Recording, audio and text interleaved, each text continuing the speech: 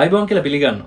මම අද ඔයගලන්ට අරගෙන ආවා කෑම සම්බන්ධ අලුතෙන් ඔයාලට කරන්න පුළුවන් ව්‍යාපාර අදහසක්.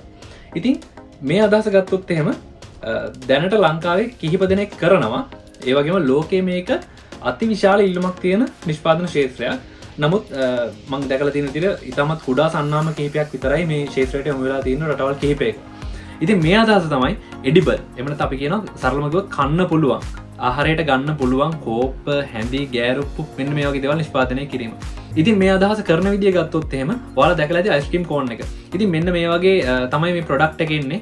ඔයාලට මේ විදියට මේ අමුද්‍රව්‍ය අයිස්ක්‍රීම් කෝන් එක හදන්න භාවිතා කරන අමුද්‍රව්‍යම භාවිතා කරලා ඔයාලට මේකෙන් කෝප්ප, හැඳි මේ වගේ දේවල් හදන්න පුළුවන්. ඉතින් මේකෙදි අවශ්‍ය වෙනවා මං හිතන්නේ බිත්තර, ඊට පස්සේ බටර්, පිටි මේ වගේ දේවල් තමයි මේකට අමුද්‍රව්‍ය විදියට යොදාගන්නේ. ඉතින් මේ විදියට හදාගත්ත මේ මිශ්‍රණයට අපිට ඊට පස්සේ ඕනනම් අපිට අවශ්‍ය ෆ්ලේවර්ස්, කලරින්ග්ස් ඒ වගේ දේවල් ඇඩ් කරන්න පුළුවන්. ඊට පස්සේ මේක කෙලින්ම අරගෙන ගිහිල්ලා දාන්න ඕනේ අපි මේ මෝල්ඩ් එකකට. අපිට හදාගන්න අපි කප් එකක් හදාගන්න අවශ්‍ය නම් මේක අපි කප් එකක මෝල්ඩ් එකක් ඇතුළට දාලා මේක පොඩ්ඩක් හීට් කරන්න ඕනේ. එතකොට තමයි මේක මේ ස්ට්‍රක්චර් එක හැදිලා මේක සවිමත් වෙන්නේ. ඊට පස්සේ මේක අරගෙන අපිට ඩ්‍රයි කරන්න පුළුවන්. එහෙම නැත්නම් බේක් කරලා නැත්නම් අවන් කරලා රත් කරලා අපිට ගන්න පුළුවන්.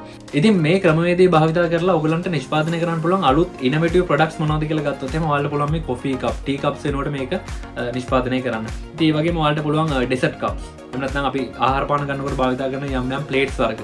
පොඩි ඩෙසර්ට් එකක් දාලා දෙන එකක්, එහෙම නැත්නම් පොඩි බයිට් එකක් වගේ දාලා දෙන ප්ලේට් එකක් විදිහට මේක ගන්න පුළුවන්. ඉතින් ඒ වගේම ඔයාලට පුළුවන් ස්පූන්ස්, ස්ට්‍රෝස්, එහෙම නැත්නම් බීම බටර් ඒ වගේ දේවල් නිෂ්පාදනය කරන්න පුළුවන්. දැන්ටවත් මේක කරනවා. නමුත් ඔයාලට හොඳ මාකට් එකක් මේකට තියෙනවා. ඉතින් මේවා විතරක් නෙමෙයි, ඔයාලට හිතෙන අලුත් ඕනම දෙයක් ආහාර පාන ගන්නකොට අපිට අවශ්‍ය වෙන ආහාරයට ගත හැකි ඕනෑම උපකරණයක්, ඕනෑම පැකේජින් එක මේ වගේ දේවල් ඔයාලට නිෂ්පාදනය කරන්න පුළුවන් මේ මෙතඩ් එක භාවිත කරලා.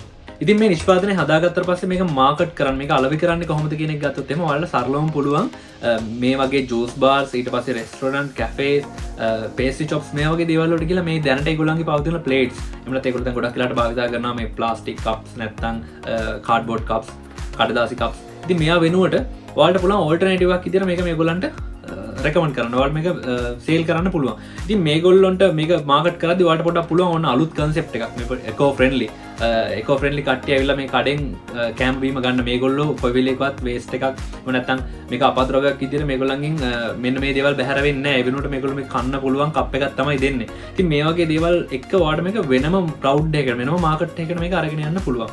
ඒ වගේම වැදගත්ම දේ තමයි මේක එකෝ ෆ්‍රෙන්ඩ්ලි ප්‍රොඩක්ට් එකක්. එතකොට පරිසර හිතකාමී පැත්තට නැඹුරුවක් තියෙන කට්ටිය මේක පහසුවෙන්ම යොමු වෙනවා. ඉතින් මේකට සෝෂල් මීඩියා වගේ යොදාගෙන පොඩි කැම්පේන් එකක් කරලා ඔයාලට ඉක්මනට මාකට් එකට රීච් කරන්න පුළුවන්. ඉතින් මේ ප්‍රොඩක්ට් එකට වැලියු ඇඩ් කරන්නේ කොහොමද කියන එක ගත්තොත් එහෙම ඔයාලට පුළුවන් මේකට විවිධ ෆ්ලේවර්ස් දාන්න. එතකොට ඒ වගේම විවිධ කලර්ස් දාන්න. විවිධ සයිස් වලට, විවිධ ෂේප්ස් වලට මේ ප්‍රොඩක්ට් එක ඔයාලට ඉනෝවේට් කරන්න පුළුවන්. ඉතින් ඔයාලට තව එක අදහසක් දෙන්නම්. මේ ඔයාලට පුළුවන් මේක දැනට පවතින බ්‍රෑන්ඩ්ස්, අපි උදාහරණ විදිහට McDonald's ගමු නැත්නම් KFC වගේ දේවල් බ්‍රෑන්ඩ්ස් වලට ඔයාලට පුළුවන් කස්ටමයිස් ඒගොල්ලන්ගේ ලෝගෝ එක ගහලා ඒගොල්ලන්ගේ බ්‍රෑන්ඩඩ් කරපු ප්‍රොඩක්ට් එක ප්‍රොවයිඩ් කරන්න. මේක ඇවිල්ලා ක්‍රියේටිව් අයිඩියා එකක්. එතකොට ඒගොල්ලොන්ටත් වින් වින් මෙතඩ් එකක් තමයි මේකෙදි භාවිතා වෙන්නේ. ඉතින් මේ ව්‍යාපාරය එක්ස්පෑන්ඩ් කරගෙන යද්දී ඔයගොල්ලෝ ගොඩක් සැලකිලිමත් වෙන්න ඕනේ මේ නිෂ්පාදනයේ ගුණාත්මක භාවය, ඒ වගේම කල් පැවැත්ම. ඉතින් ඔයාලා මේ කියන විදිහට ෆ්ලේවර්ස් සෙට් කරලා, මේ කලර්ස් සෙට් කරලා කස්ටමයිස් මාකට් වලට රීච් කරනකොට අපිට ඉක්මනට වාගේ බිස්නස් එක ඩෙවලොප් කරන්න පුළුවන්. ඉතින් මේ නිෂ්පාදන කරද්දී ඔයාලට මේ ව්‍යාපාරයේ ඉතාමත් කුඩා කාලෙකින් ඉතාමත් විශාල සාර්ථකත්වයක් ලබා ගන්න පුළුවන් ක්‍රමවේදයක් තමයි මේ කියන වින් වින් ස්ට්‍රැටජි එක. දැනට ලංකාවේ පවතින ඉහළම ප්‍රමාණය, ඉහළම තත්ත්වයේ පවතින සන්නාමත් එක්ක ඔයා මේ කොලැබරේට් කරලා ඔයා ඒගොල්ලන්ට මේ කස්ටමයිස් එහෙම නැත්නම් බ්‍රෑන්ඩඩ් ඒගොල්ලන්ගේ බ්‍රෑන්ඩ් ප්‍රින්ට් කරපු ප්‍රොඩක්ට්ස් ලබා දීලා ඔයාට පුළුවන් එකපාර ලොකු මාකට් එකකට ඔයාගේ ප්‍රොඩක්ට් එක ප්‍රොවයිඩ් කරන්න. ඉතින් මම හිතනවා ඔයගලන්ට යම් අවබෝධයක් එන්න ඇති කියලා මේ අදහස ගැන. මූලික දේවල් තමයි පැහැදිලි කරේ. මම මේක රෙසිපි එක ගැන එහෙම ගොඩක් පැහැදිලි කරන්න ගියේ නැහැ. මොකද ඔයගලන්ට Google search කරන්න පුළුවන්. එහෙම නැත්නම් දැන්ට ඔය තියෙන කැම්ප් පොට්ටෝරුවක් අරගෙන උනත් පොතක් අරගෙන උනත් ඔයගලන්ට මේක හොයාගන්න පුළුවන්. ඉතින් මේ සරල උදාහරණයක් කියන ඔයාලට කුස්සියට ගිහිල්ලා ඔයාලගේ ගෙදරදිම මේ රෙසිපි එක පොඩ්ඩක් හදාගෙන ඔයාලට මේ ගෙදර තියෙන ප්ලේට්ස් එකක් නැත්නම් මැද්දෙන් තියලා මේක තද කරලා මේ තලපේ මේ ප්ලේට් එක හදාගෙන ඉතින් මේක ඔයාගේ oven එකට දාලා එහෙම නැත්නම් ලිපේ හරි තියලා පොඩ්ඩක් රත් වුණාට පස්සේ ඔයාලට මේක try කරලා බලන්න පුළුවන් ගෙදරදිම. හරිම සරලවම ඕනම කෙනෙක්ට. ඉතින් එහෙනම් තවත් බල ඉන්න එපා, try කරලා බලන්න. ඉතින් මේ වගේ තවත් අලුත් අදහසකින් අපි ආයෙ හම්බෙමු. මොන හරි ගැටලු තියෙනවා නම් කමෙන්ට් කරන්න. එහෙම නැත්නම් මට කතා කරන්න.